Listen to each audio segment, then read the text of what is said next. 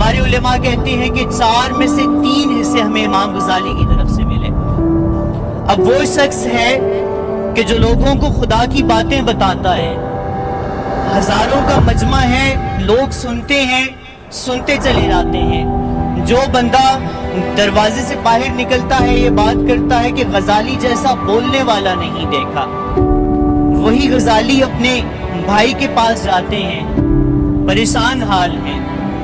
کہا بھائی جان معاملہ یہ ہے کہ جن لوگوں کو جس رب کی بات سناتا ہوں اس رب سے جب اکیلے میں ہوتا ہوں تو میرا لنک بن نہیں پاتا، دل کا وہ سلسلہ جڑ نہیں پاتا، کیا کیا جائے؟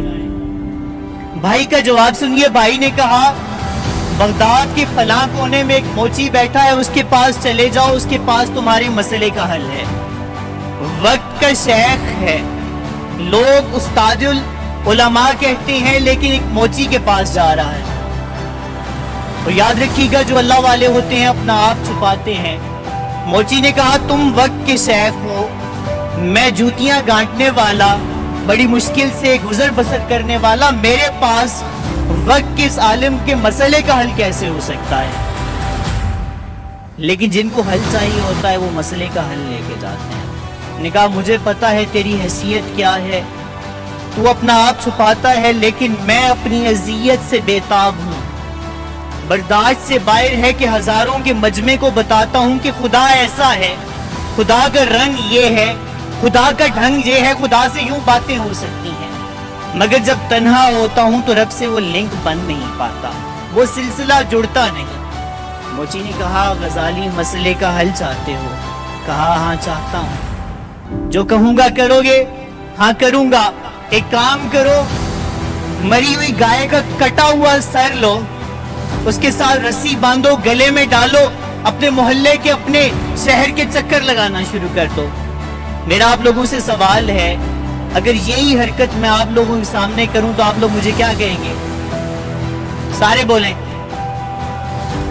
یہی کام میڈم عائشہ، یہی کام کیا وقت کے شیخ نے۔ لوگوں نے کہا کہ غزالی آج پاگل ہو گیا۔ اب پاگل کی باتیں سننے کون آئے؟ سارے پاگل پاگل کہہ رہے ہیں۔ یہ پاگل ہے کہ اکیلا بیٹھا ہے تنہائی میں۔ بھائی کے پاس اگلے دن گئے، نظریں جھکائی ہوئی، پلکیں بچھائی ہوئی، کہا کہ مجھے میرے مسئلے کا حل مل چکا۔ پہلے دل میں یہ خواہش تھی کہ جو لوگ جا رہے ہیں جاتے ہوئے یہ کہتے ہوئے جائیں کہ غزالی کیا کمال باتیں سناتا ہے۔ کل پاگل کی باتیں سننے والا کوئی نہ تھا، دل میں وہ خواہش تھی کہ وہ آ کے ذکر کریں، باتیں رب کی سناتا تھا، دل میں خواہش تھی کہ وہ میری تعریف کریں کہ کیا کمال باتیں کرتا ہے۔ کل جب اکیلا ہوا تو اس رب سے وہ راستہ بن گیا، وہ واسطہ بن گیا۔ تو بات وہی ہے کہ اب میرا عشق دھمالوں سے کہیں آگے ہے، اب میرا عشق دھمالوں سے کہیں آگے ہے۔ اب یہ لازم ہے کہ میں وجد میں لاؤں تجھ کو، تو نہیں مانتا مٹی کا دھواں ہو جانا، میں بھی رقص کروں، ہو کے دکھاؤں تجھ کو۔